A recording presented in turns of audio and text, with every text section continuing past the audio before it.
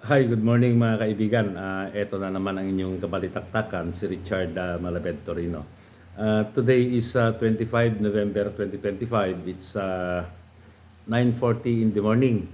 Uh, Today is Tuesday. It's been a while. Anim o isang linggo na yata yung nakaraan nung huling nagkaroon tayo ng pagkakataong magkaharap-harap at magkaroon ng isang makabuluhang talakayan. Ngayon sa araw na ito, dalawang bagay yung pag-uusapan natin. Unang-una yung isang pangyayari na naganap noong I think gabi ng 17 November 2025, yung pag-resign ni Executive Secretary Lucas Bersamin at ni DBM Secretary Amina Pangandaman. And then pangalawa, ito yung just recently mayroon na hindi magandang nangyari dito sa malapit sa amin, diyan sa bayan ng Pinukpok, probinsya ng Kalinga. Iyang Pinukpok, Kalinga is just a few kilometers away from the municipalities of Cagayan like Tuao, Piat, Santo Niño, Rizal. Isama na natin yung Lasam. So malapit lang po sa amin dito sa probinsya namin Cagayan yung isang madugong insidente na nangyari dyan sa Kalinga. Ano naman ang what's the relevance, what's the significance of these two separate events? Bakit yun ang pag-uusapan natin ngayon? Unang-una, yung pag-alis sa DBM ni Amina Pangandaman. We all know na si former DBM Secretary Amina Pangandaman is a tausog baby. So pagka sa publiko yung kanyang pag-alis bilang secretary ng Department of Budget and Management, naglabasan agad yung mga komento na binuhay daw uli ni PBBM yung kasalanan ng kanyang ama sa mga kapatid nating Muslim dyan sa Mindanao. In reference dun sa napakahabang problema na ng insurgency, napakahabang problema ng secession issue dyan sa southernmost tip, lalo na dyan sa southernmost tip of Mindanao, na it's like the opponent of PBBM is implying na nagkaroon ng problema dyan sa Mindanao because of then the late former President Ferdinand Edralin Marcos. Parang pinapalabas nitong mga critics ni PBBM na si President Ferdinand Edralin Marcos ang sanhi at siya ang gumawa ng kaguluhan ng hindi pagkakaintindihan dyan sa Mindanao. Pangalawa, yung nangyari dyan sa Pinukpok na reportedly there was a bloody encounter between our government troopers and the Ilocos Cordillera Regional Committee, the ICRC. Ito yung mga New People's Army. Nakapagtataka at biglang sumulpot na naman yan. All the while, ang alam natin, napakatahimik na yung bahagi na yan ng Cordillera, yung Apayao at Kalinga. Napakagandang mga probinsya yan. So, ang sinasabi nila, dahil sa enkwentro na yan, binubuhay lang daw uli ni PBBM yung ginawang problema ng kanyang ama. Na parang sinasabi uli nila, they are implying na kaya lumabas yung nagkaroon ng NPA dahil sa hindi tama at maling pamumuno ni Ferdinand Edralin Marcos. So, two separate events. The opponents of PBBM ay ipinaparating nila sa ating mga mamamayan, sa ating mga Pilipino, na yung problema dyan sa Mindanao ay kagagawan ng kanyang ama, na yung paglaganap, paglaki, paglawak ng New People's Army dito sa ating bansa ay kagagawan ng kanyang ama. Now, I am not an enabler of the President. Hindi ako yung speaker ng Presidente. Small time lang naman tayo. And we are a local boy and I'm 700 kilometers away from Metro Manila. Pero primarily, ginagawa ko lang ito para para sa aking mga kababayan dito sa Pamplona, ang aking mga kaprobinsya dito sa Cagayan, at kung may nakikinig man sa ibang bahagi ng ating bansa, at ang alam ko diyan sa abroad, particularly diyan sa United States, sa Hawaii, diyan sa Middle East, may nakikinig sa ating mga kaibigan, ano. Parang it's my duty as an ordinary citizen para magbigay ng impormasyon, para ituwid ito. Mali ito, mali itong sinasabi nila. Hindi ko lang alam kung yung mga nagbibigay ng impormasyon na ito ay hindi nila alam ang kanilang sinasabi o kaya kulang lang sila sa impormasyon. So parang, kasi ang ang maling balita, pag hindi yan itinuwid, walang kumontra, baka yan ay tanggapin na lang ng karamihan sa ating mga kababayan na yan ay tama. At alam nyo, kung yung maling informasyon, gagamitin yan para gumawa ng desisyon, most likely, if the information is wrong, the decision is wrong. Kung yung mga kababayan natin ay gagawa ng aksyon at ibabase nila sa maling informasyon, maling desisyon, natural magiging mali din yung aksyon, magiging mali din yung resulta. So ituwid natin yung issue ng NPA na si Marcos daw ang gumawa. No. Tandaan ninyo, si Marcos became the president of this country 1965 when he defeated Diosdado Macapagal in that election. Yung communism, alam nyo, 2 beses nang itinatag ang communism dito sa Pilipinas. Unang-una ay yung PKP. As early as 1930, may isang Pilipino na nagngangalang Crisanto Evangelista na taga dyan sa Central Luzon, itinatag niya yung PKP. Ano ba mga kaibigan itong PKP? Ito yung Partido Komunista ng Pilipinas. Itinatag ni Crisanto Evangelista na taga Central Luzon noong 1930. Basically, ang component, ang mga members, the membership of this PKP ay karamihan dito, yung mga laborers, yung mga manggagawa, yung mga working group natin, yung working class natin, yung mga nasa pabrika, karamihan dyan, nasa sakahan, nasa informal na empleyo, manggagawa ang mga members nito, at kaya inipon-ipon, pinag-isa ito ni Crisanto Leaño upang sa ganon magkaroon sila ng iisang boses, upang sa ganon mas magiging malakas ang kanilang hanay, upang sa ganon magkaroon sila ng mas magandang pakikipag-usap or mas malakas na tindig, upang sa ganon ay makipag-usap sa kanilang mga employer, mga may-ari ng kumpanya na pinapasukan nila, mga may-ari ng lupa na pinagtatrabahoan nila. Basically, yun yung konsepto ng PKP ni Crisanto Leaño. Parang nakabase doon sa concept and ideals of communism na isinulat ni Karl Marx na taga-Europe. Yun ang yung palakasin yung uring manggagawa. 1930, maganda yung takbo ng Partido Komunista ng Pilipinas. Pero nung dumating yung mga Hapon para sakupin yung Pilipinas, dito nagsimula yung pangalawang digmaang pandaigdig. Yung PKP, alam nyo, naging hukbo ito. Ang tawag dyan, sila yung Hukbalahap, ito yung hukbong bayan laban sa Hapon. Naging kasama ito ng mga Filipino soldiers, American soldiers, naging kasama nila yung dating PKP na naging Hukbalahap, hukbong bayan laban sa Hapon, upang labanan natin yung pananakop ng Hapon. To cut the story short, fast forward tayo, natapos yung digmaan noong 1945, natalo yung mga Hapon, sumuko sila.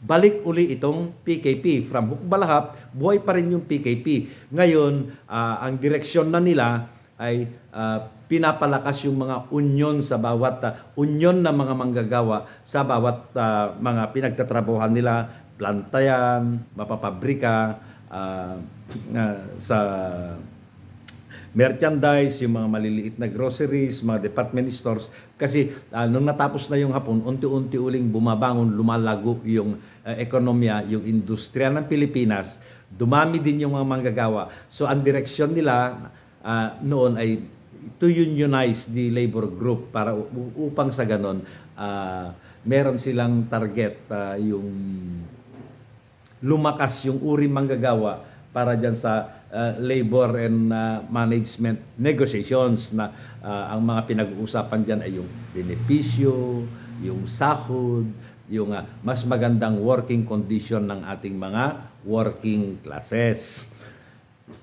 Maganda na yung takbo ng PKP na yan, pero mayroon isang kasapi dyan na iba ang pag-iisip.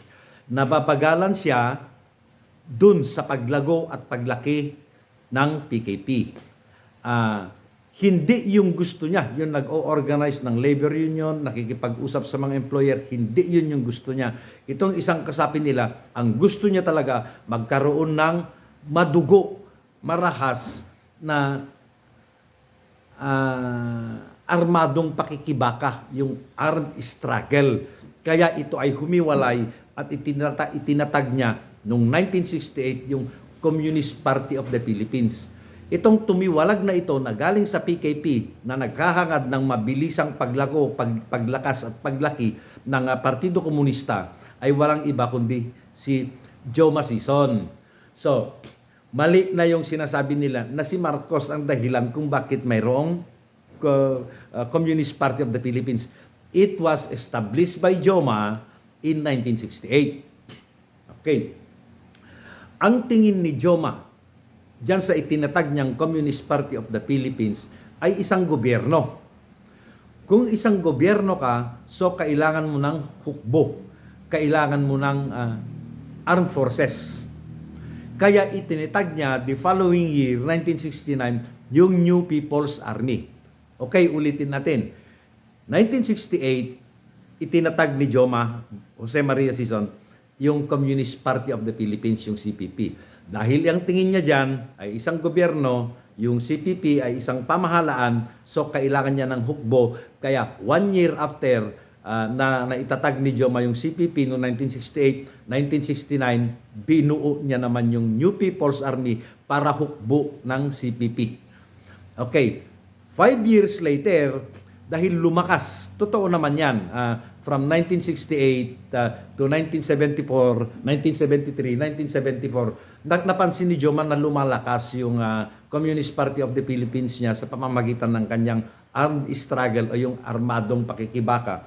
So nakita niya, matagumpay yung itinatag niya na New People's Army.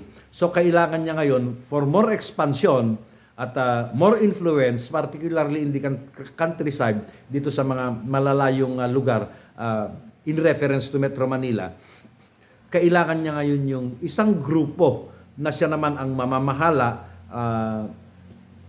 para doon sa political at social panlipunang mga adhikain ng Partido Komunista ng Pilipinas or the Communist Party of the Philippines.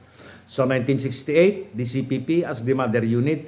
1969, binuo yung kanyang armed forces, yung kanyang hukbo, the NPA. And in 1974, tinatag naman yung National Democratic Front. Ito ngayon yung National Democratic Front na mamahala sa mga panlipunang issue, panlipunang usapin, lalong-lalo na sa usaping political.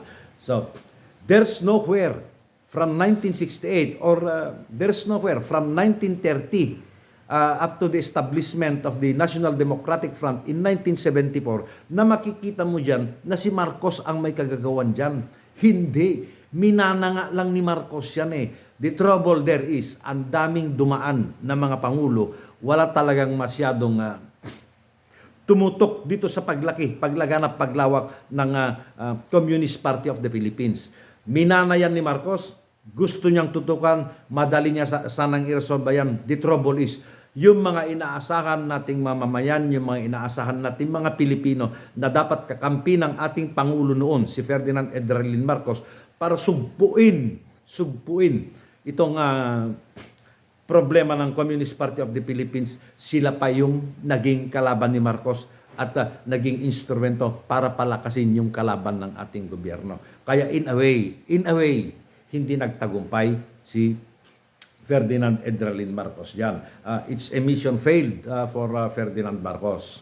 At pangalawa, hindi naman talaga si Marcos yung kalaban ng Communist Party of the Philippines, New People's Army at National Democratic Front. Hindi si Marcos yan.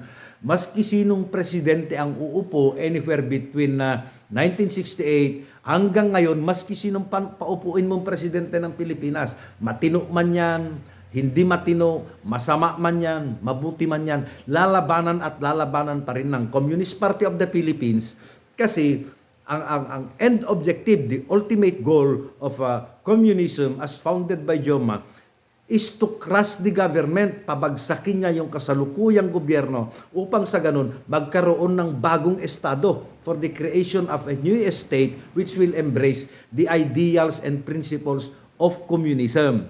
So uulitin natin, mali pa rin yung pangalawa na sabihin natin na ang kalaban ng New People's Army, Communist Party of the Philippines, National Democratic Front, ang kalaban nila ay si Marcos. Hindi po yun. Maski sinong paupuin mong presidente dyan, lalabanan at lalabanan pa rin ng Communist Party of the Philippines kasi nga ang gusto nila pabagsakin yung gobyerno upang sa ganun magkaroon ng bagong estado na siyang yayakap doon sa doktrina at ideals ng communism. So, yun po, hindi si Marcos ang gumawa ng CPP, hindi si Marcos ang gumawa ng NPA, hindi si Marcos ang gumawa ng NDF. So, mali yung paratang nila na binubuhay lang ni PBBM yung problemang ginawa ng kanyang ama. Number 2, dito tayo kay Amina.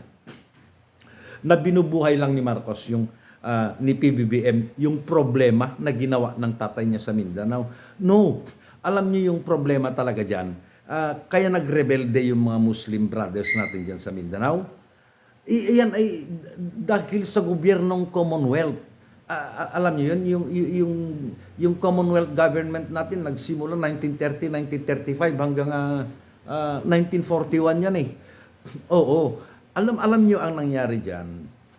Noong presidente si Manuel Luis Quezon, the first president of the Commonwealth Republic, unang pinuno natin sa Commonwealth Republic, nagkaroon ng Commonwealth Act number 44. Itong Commonwealth Act number 44 na ito ay pinapayagan o kaya inuudyukan itong mga Kristiyano, mga Filipinos from Luzon, from Visayas, nalilipat doon sa Mindanao at magmamay-ari at para magmay-ari sila ng lupa doon.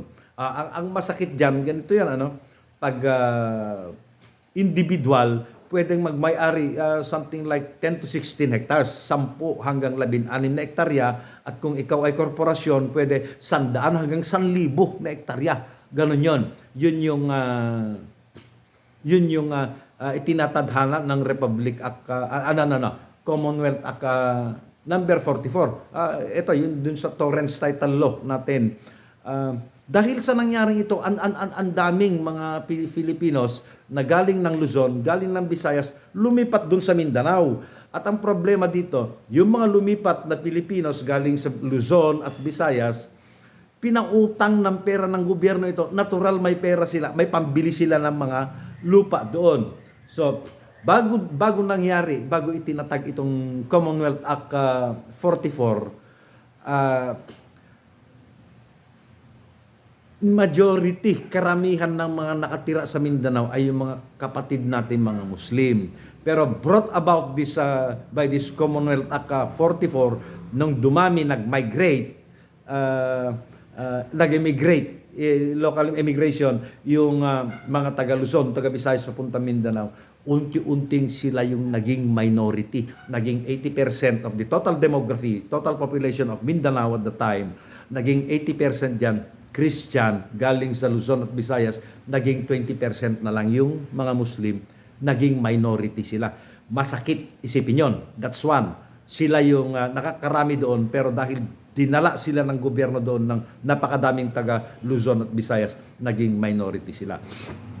Pangalawa, yung mga Muslim brothers natin noon, bago pa pumunta yung mga Filipino Christians doon, pag-aari nila yung lupa. That's their ancestral land. Kanila talaga yan. Minana nila sa kanilang mga ninuno. The trouble is, wala silang titulo kasi hindi naman sila kagaya. Parang, alam nyo, marami tayong batas noon dito sa Pilipinas na applicable lang, na angkop lang or niyayakap, tinatanggap lamang ng mga Filipinos na nasa Luzon at Visayas. At in a way, iba din yung ibang batas nila dun sa Mindanao. iba din yung batas nila. At isa dyan ay yung hindi nakatitulo sa kanila ang kanilang lupa. At dahil hindi nakatitulo sa kanila ang lupa, itong mga galing sa Luzon, itong galing sa Visayas, may pera sila, pinautang ng gobyerno, na titulo nila ang mga lupang ito na talaga namang pag-aari ng mga kapatid nating Muslim. To cut the story short, nagkagulo na,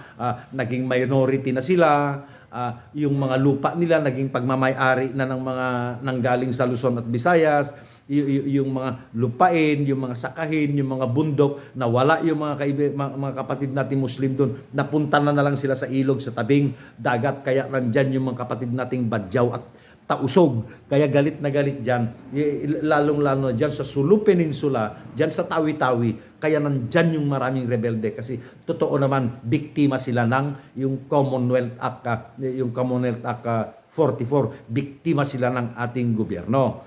Hindi ko maintindihan ngayon kung bakit sabihin nyo na si Marcos ang may kagagawan yan. Anywhere, lahat ng presidente natin, mula kay Manuel Luis Quezon, kay Jose P. Laurel, kay Sergio Osmeña, kay Manuel Rojas, kay Elpidio Quirino, Ramon Magsaysay, Carlos P. Garcia, etong si Carlos P. Garcia, si Diosdado Macapagal. Meron ba ni isa sa mga ito na tumutok dyan sa problema dyan sa Mindanao? None. Meron, pero pahapyaw, pabalat, bunga lang. Ang talagang tumutok dyan, 1965, naging presidente si Marcos, gusto niyang ayusin yan. Kaso nga lang, ang lalim na yung problema, ang lawak na nung problema. Kaya nga, nung 1986, this is the trouble now. Nung 1986, binago kasi yung mga aklat natin, binago ang kwento ng ating kasaysayan, wala nang ginawa yung pumalit na gobyerno sa kanya noon, pumalit na presidente kay nung mawala si Ferdinand Marcos. Si Marcos masama, si Marcos nagnakaw, NPA kagagawan ni Marcos, secessionist movement yan sa Mindanao kagagawan ni Marcos. Yung mga pinanganak, Pilipinong ipinanganak, 1986 onward, matatalino ng mga ito. Problema nga lang, kulang na sila sa informasyon kung ano talaga nangyari dito sa Pilipinas. So, mali yung nagsasabi dyan sa mga critics ni PBBM na kagagawan ni Marcos yung problema dyan sa Mindanao. Sa totoo nga lang, merong napakagandang ginawa si Marcos dyan. Kaso nga lang, nabuking naman. Susunod pag-usapan natin yung Operation Merdeka. Narinig niyo na ba yun? Yung Operation Merdeka which led to the Jabida Massacre. Alam nyo nun, para maresolba ni Ferdinand Edralin Marcos yung problema dyan sa Mindanao, kasi hindi na niya matanggal yung mga nagsilipatan na taga Luzon, taga Visayas dyan sa Mindanao, hindi na niya matanggal. Saka hindi na rin niya maalis yung titulo ng lupa sa mga Kristiyano na yan na nagkaroon ng lupa na kinuha nila sa mga kapatid natin Muslim. Kasi under the law, pinapayagan yun ng Torrens title. Under the law, pinapayagan yun ng Commonwealth Act number 44. Marcos, lawyer as he is, alam niya na hindi niya mababawi yun. Alam niyo ginawa ni Marcos? Inisip niya, sumakop sa isang isla ng isang bansa. Narinig niyo na siguro ito. In 1968, Marcos made a very audacious, very bold decision. Sasakupin natin yung Sabah, North Borneo. Sabah later on became the state, 13th state of Malaysia. Ganon katatag ito. Yan ang susunod natin pag-usapan. Magandang umaga po sa inyo lahat. Ito yung kaibigan Richard Malabed Torino.